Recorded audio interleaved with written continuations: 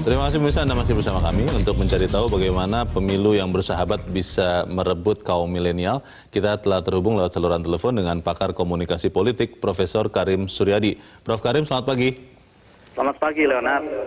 Ya, Prof. Karim, kita melihat bahwa di 2019, 17 April nanti, kalau tadi menurut Dewan Redaksi ke Bang Gaudensius Soehardi, ada 50% lebih pemilih yang dikategorikan berusia milenial. Nah, pertanyaannya, kalau untuk kaum milenial, mungkin spesifik lagi adik-adik yang berusia belasan tahun ini, sebetulnya mereka masih mau tidak terlibat di dalam politik, persisnya masih mau tidak mereka masuk ke dalam bilik TPS dan mencoblos?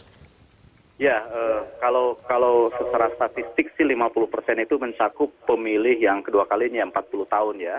Kalau dilihat dari yang benar-benar milenial mungkin sekitar 30% gitu ya, yang menjadi pemilih pemula.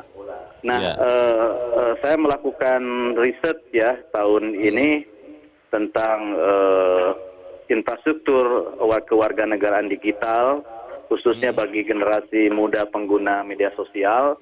Itu konsisten ya hasilnya dibandingkan dengan penelitian di negara lain juga, bahwa generasi milenial yang menggunakan media sosial itu memiliki tingkat keterlibatan politik yang tinggi, memiliki perhatian terhadap masalah publik gitu ya.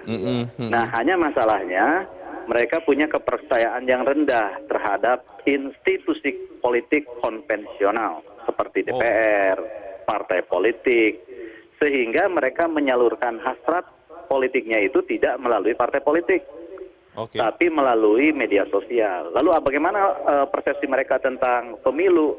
Nah, ini bagus karena mereka menganggap pemilu, pilpres itu sebagai ajang untuk mengeksekusi gagasan yang mereka dedahkan di dalam media sosial itu. Jadi kalau pertanyaannya, apakah milenial akan pergi ke bilik suara? Saya yakin mereka akan pergi ya. Mereka akan pergi karena itu sebagai tindakan untuk mengeksekusi segala gagasan yang mereka dedahkan di media sosial. Oleh karena itu tidak arif kalau melarang penggunaan media sosial di kalangan milenial. Tidak arif juga terlalu cepat memvonis bahwa itu hoax, ini facts gitu ya, karena mereka sudah punya kecakapan digital tersendiri. Nah, tinggal masalahnya menurut saya bagaimana sebenarnya strategi yang tepat untuk meraih mereka. Kalau sekedar ditampilkan simbol-simbol yang merujuk kepada milenial, mereka tahu bahwa ini adalah dramaturgi gitu ya. Jadi tampil gaya mereka, jadi merebut milenial tidak cukup dengan hanya menampilkan dirinya lebih dekat dengan mereka. Tapi yang lebih penting adalah terjadi perubahan mindset tentang masa depan politik. Artinya apa? Generasi milenial sekarang adalah mereka yang akan memasuki lapangan kerja 10-20 tahun yang akan datang. Artinya yang pertama, bagaimana peta pembangunan lapangan kerja itu dibuka. Yang kedua, apabila kita siapkan sekarang, maka kita akan benar-benar menikmati bonus demografi ke depan. Tapi kalau tidak, kita akan mendapatkan petaka demografi. Artinya apa? Artinya harus ada rancang bangun ya, harus ada rancang bangun bagaimana mempersiapkan masa depan mereka dan kehidupan mereka 20 yang akan datang, yang harus diperlihatkan oleh kedua pasangan calon presiden. Jadi alih-alih sekedar menunjukkan simbol bahwa ini gue dekat dengan kaum Anda, itu lebih tepat mengubah mindset pola pandang kita tentang pembangunan, tentang kehidupan yang lebih berorientasi masa depan dan berorientasi pada fakta gitu ya. Bukan hanya pada angan-angan. Ada yang mengatakan bahwa pemilih yang berusia belasan ini adalah anak-anak yang masih belum menemukan jati dirinya dan masih mudah terombang-ambing dengan dalam tanda petik pengarahan mungkin dari orang-orang yang lebih tua. Apakah itu juga nanti bisa efektif untuk merebut pemilih milenial ini? Ya, mereka sangat percaya kepada signifikan others ya, orang-orang yang penting di sekitar mereka. Tetapi jangan lupa ya, generasi muda ini kan sangat melek teknologi, mereka berhadapan dengan informasi yang affluence, yang melimpah gitu ya, dan punya derajat kemandirian yang lebih ini.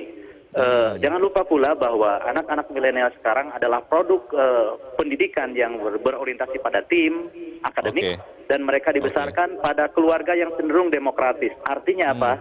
Artinya tingkat independensi mereka, bahkan terhadap orang tua saja relatif lebih tinggi. Kesetaraan dengan orang tua beda dengan apa yang kita alami 10-15 tahun ke belakang gitu ya. Jadi artinya mereka meskipun dibilang terombang-ambing, menurut saya itulah justru wujud independensi mereka karena mereka tidak terikat pada kepentingan jangka pendek, tapi justru satu-satunya kepentingan mereka adalah orientasi masa depan. Itu yang harus dicatat oleh partai politik dan kedua tim sukses ya. Baik, ini input yang sangat baik bagi kedua kelompok. Pak Karim Sudadi, terima kasih sudah. Terima kasih Leonard, selamat pagi, Profesor. Memang betul Bang Gaudens dikatakan Prof. Karim bahwa kaum milenial ini adalah orang yang melek teknologi, orang yang kritis, orang yang banyak orang yang lebih tua pengetahuan dan pengalamannya. Kalau untuk mendekati kaum milenial ini seperti apa sebaiknya? Ya, setidaknya ada 3 strategi yang lazim dilakukan untuk mendekati kaum milenial. Yeah. Yang pertama itu tentang mediumnya. Media apa yang dipakai oleh para yang memberi pengaruh itu untuk mencapai kalangan milenial. Tentu tadi di dalam editorial juga disebutkan yang paling utama itu adalah media sosial. Ada Facebook, ada Instagram, ada Twitter. Jadi media-media sosial itulah yang bisa menjangkau mereka.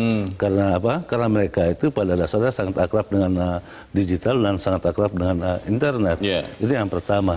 Yang kedua, selain menjangkau lewat media sosial, jangan lupa pula konten apa yang disampaikan. Kalau misalnya konten kampanye seperti kampanye zaman Bahela gitu zaman dulu, memuji-muji diri sendiri, tentu sangat kaum milenial itu sangat antipati. Karena itu yang disampaikan itu adalah rekam jejak dari masing-masing calon.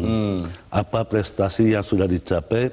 Jadi kaum milenial itu sangat rasional, mereka sangat menghargai prestasi yang dicapai oleh kandidat. Oke, tapi kalau bicara soal tadi yang saya tanyakan ke Prof. Karim, anak-anak remaja katakanlah begitu atau pemuda awal itu kan masih suka terombang-ambing, mencari jati diri saja mungkin belum menemukannya. Nah kemudian apa yang bisa menjadi referensi mereka? Karena kalau bicara data atau rekam jejak, Bang Gaudens, kedua kubu memberikan data yang bahkan bisa jadi semacam bertolak belakang. Walaupun kita tahu bahwa tidak mungkin dua-dua data ini benar. Salah satu pasti ada yang salah begitu. Nah, bagaimana kaum milenial ini bisa memilih yang benar? Ya justru itu, memilih yang benar itu kan selain dengan common sense, tapi yang paling penting jangan lupa tadi itu rasional. Itu berarti di dalam penyajian data, jangan beranggapan bahwa kaum milenial itu tidak paham tentang data yang disajikan. Mereka sangat paham karena apa? Karena mereka bebas berselancar di dunia maya.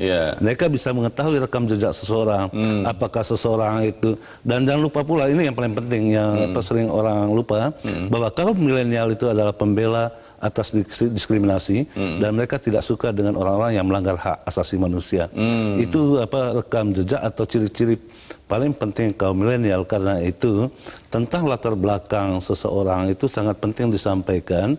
Yang paling penting itu kan jangan menyampaikan sesuatu yang bohong. Karena menyampaikan bohong di dunia media sosial juga dianti oleh para kaum milenial. Pertanyaan berikutnya adalah begini Bang Gaudens, karena kaum muda, kaum milenial ini sering masih belum terwakili di dalam percaturan politik, kepemimpinan bangsa. Beberapa dari mereka mengatakan begini, ini kan kita direbut suaranya hanya pada saat kita dibutuhkan di pemilu, nanti setelah itu kita dilupakan, aspirasi kita juga tidak akan sampai, jangankan dilaksanakan. Nah, untuk meyakinkan kaum milenial ini bahwa aspirasi mereka, harapan mereka pun nanti akan dibantu diwujudkan, itu bagaimana? Kaum milenial itu tidak terlalu banyak berharap kepada partai politik. Mereka tidak pernah menyampaikan aspirasinya langsung kepada partai politik. Tetapi partai politik bisa menangkap aspirasi mereka. Nah, pertanyaannya di mana atau kemana aspirasi kaum milenial itu disampaikan? Kalau kita lihat misalnya di dalam mempengaruhi kebijakan, kaum milenial itu pasti memilih lewat petisi online. Change.org itu kan selalu ramai ya? Selalu ramai dimasuki oleh kaum milenial dan lewat hal-hal seperti itulah mereka menyampaikan pendapatnya. Kemudian pertanyaan berikutnya tadi yang menarik menurut Prof. Karim adalah kaum milenial itu tidak silau dengan simbol. Jadi kalau ada orang, ada sosok yang mendekati usianya atau melakukan tindak tanduk berbicara seperti kaum milenial, itu belum tentu kemudian langsung diterima begitu saja oleh kaum milenial karena mereka pada dasarnya orang-orang rasional yang kritis. Itu Ya, bagaimana? rasional kritis itu artinya mereka sangat menghargai apa adanya orang tersebut. Oh. Kalau seseorang itu memakai topeng